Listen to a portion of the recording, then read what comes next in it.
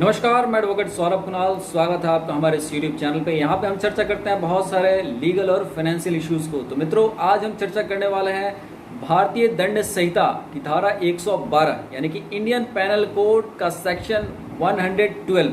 यहाँ पे हम जानेंगे कि जब एबेटमेंट होता है, कोई एबेटर किसी कार्य के लिए किसी को एबेट करता है और उस कार्य को एबेट करने में या फिर उस कृत्य को करने में और भी बहुत कुछ हो जाता है, तो वैसी स्थिति में क्या एबेटर हर एक कृत्य जो कि एक अपराध है उसके लिए दोषी होगा? तो इसके लिए जो प्रावधान है वह सेक्शन 112 भारतीय दंड संहिता की धारा 112 यानी कि इंडियन पैनल कोड का सेक्शन 112 में इसका प्रावधान, इसके बारे में चर्चा की गई है। तो आज की इस वीडियो में हम सेक्शन 112 का विश्लेषण करेंगे। लेकिन उसके पहले मित्रों, मेरा आपसे आग्रह है कि अगर अब तक आपने हमारे इस यूट्यूब चैनल को सब्सक्राइब नहीं किया है तो कृपया से सब्सक्राइब जरूर करें और साथ में बेल बटन जरूर दबा दें ताकि इस चैनल के जितने भी अपडेट्स हैं उसकी नोटिफिकेशन आप तक पहुंच जाए। मित्रों, साथ में ये भी कहना है कि एक बार आप हमारे यूट्यूब चैनल पेज को जरूर विजिट करें। वहाँ पे बहुत सारे प्लेलिस्ट बने हुए हैं। ये प्लेलिस्ट बहुत सारे इश्यूज़ को कवर करते हैं, जैसे लीगल ड्राफ्टिंग, सीआरपीसी, आईपीसी, अन्य भी बहुत सारे इंपॉर्टेंट इश्यूज़ हैं और बहुत ही नॉलेजेबल और इन्फॉर्मेटिव वीडियोज़ है। तो एक बार आप उसे ज़रूर देखें। तो चलिए शुरू करते हैं आज के इस वीडियो को, जहां हम धारा 112 यानी कि इंडियन पैनल कोड का सेक्शन 112 का विश्लेषण करेंगे। सेक्शन 112 में यह बताया गया है, यह प्रावधान है कि अगर कोई दुष्प्रेरक है, कोई एबेटर है और वो किसी कृत्य के लिए, किसी अपराध के लिए किसी का एबेटमेंट कर रहा है और इस एबेटमेंट के बाद जो कृत्य होता है उसमें कुछ और भी घटनाएं घट जाती हैं, तो क्या जो एबेटर है इन सारे ही कृत्यों के लिए संचयी दंड, क्युमुलेटिव पनिशमेंट के लिए हकदार है? तो इसी बात के लिए यहाँ पे है। तो इसका विश्लेषण, सेक्शन 112 का विश्लेषण करने के पहले हम जान लेते हैं कि बेयर एक्ट में क्या है प्रावधान।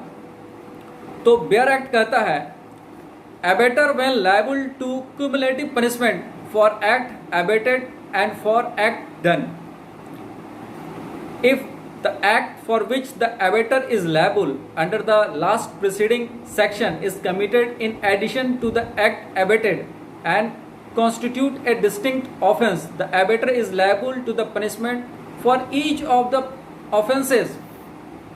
यहाँ पे साफ तौर पे कहा गया है कि अगर एबेटमेंट के दौरान जिस अपराध को कराया गया, जिस अपराध के लिए एबेटमेंट हुई, दुष्प्रेरण हुई, उसके अलावा भी और भी बहुत सारे कृत्य हो गए जिसको जो एबेटर था, जो दुष्प्रेरक था, उसने उन कृत्यों को करने के लिए कहा नहीं था, लेकिन वो हो गए, परिणाम स्वरूप हो गए, चाहे जिस भी कारण से हुए लेकिन हुए।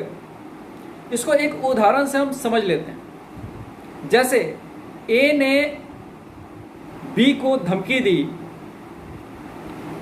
दी कि जाके सी का जो अनाज का मंडी है, अनाज का ढेर है, उसमें आग लगा दो। ए ने बी को धमकी दी कि उस मंडी में जाके आग लगा दो, नहीं तो मैं तुम्हें जान से मार दूंगा।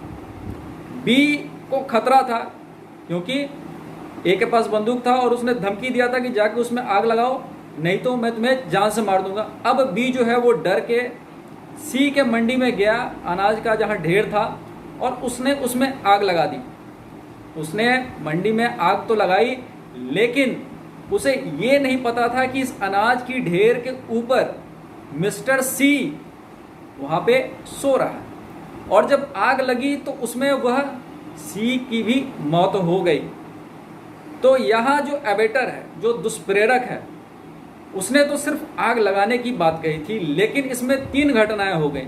पहला तो वह बी को धमकी देता है जान से मारने का, दूसरा वह सी के मंडी में आग लगाने को कहता है, और तीसरा कि वहाँ पे सी की मौजूदगी थी और इससे उसकी मौत हो गई।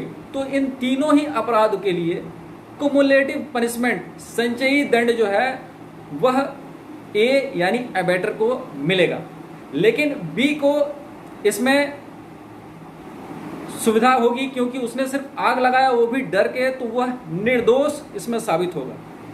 तो कई बार इस तरह की दफाएं लग जाती हैं, लोगों को मुश्किल होती है, परेशानी होती है जमानत लेने में।